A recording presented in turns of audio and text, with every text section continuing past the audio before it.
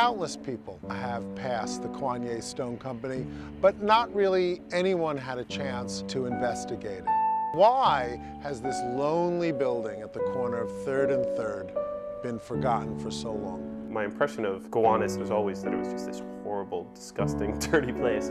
It was basically an abandoned area. Gowanus was always, in many ways, the no man's land. We were walking through this area and we just had no idea where we were. And then there was this bizarre building at the corner. And over time, I would stop by and just look at that building. And it was a complete mystery to me as to what it was. It's one of the neighborhood emblems, in a way. I would frequently pass the Coignet Stone Building and was always curious about what it was. The building was sort of like a funny architectural mystery. I personally have only known it as a really run-down, dilapidated anomaly. The Long Island Stone Company building was considered a height of architectural beauty for the area. The Coignet people came to New York and set up a factory along the Gowanus Canal. It was intended to be a showpiece for what could be done with the stone.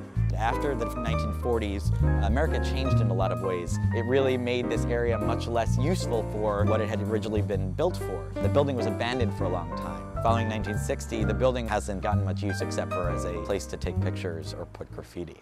About 6-7 years ago, somebody said to me, didn't you know that developers were flying overhead, dividing up the land? For there to be a neighborhood in between those very expensive neighborhoods with a waterfront view, it became extremely attractive to real estate developers. Part of it for me was this fascination with the huge lot that surrounds that building.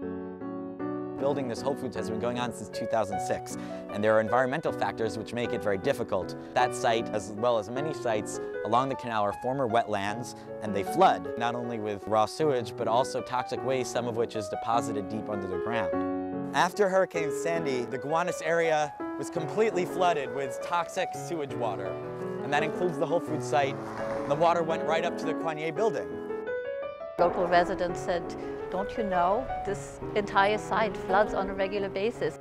This particular project, without any changes to the infrastructure of the neighborhood, will lead to a lot of congestion. Whole Foods has sort of treated it as if there is no community here. It's very ironic to have an organic food store next to one of the most polluted canals. The building is for sale. As far as I'm concerned, it should become a museum for the Gowanus. Landmarks allows us to regulate what can happen to it. I think Whole Foods is sincere. I think they're going to restore the building. Let's see them finish their store first. Now that all this stuff is happening with Whole Foods, I think a lot of people who have grown to find that building really charming worry about it a lot and worry about what's going to go on around it or what's going to happen to it. We have these sites which meant something at some point, and we have to decide what to do with them now. Gowanus is extremely unique because it has this low scale, these lots and factory buildings, and this very unusual body of water flowing through it.